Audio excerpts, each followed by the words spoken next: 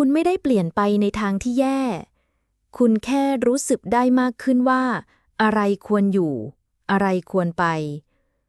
และคุณไม่จำเป็นต้องเหมือนเดิมเพื่อทำให้ใครรู้สึกสบายใจ ไพ่ที่เปิดได้คือ Death ไพ่ของการเปลี่ยนผ่าน การสิ้นสุดเพื่อเริ่มต้นใหม่ มันไม่ใช่ความตาย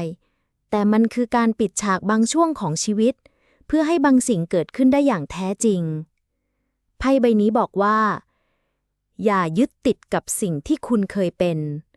เพราะตัวคุณในตอนนี้กำลังกลายเป็นเวอร์ชั่นที่แข็งแรงขึ้น มีสติขึ้น และพร้อมก้าวข้ามสิ่งที่เคยทำร้ายคุณได้จริง คุณไม่ได้เย็นชา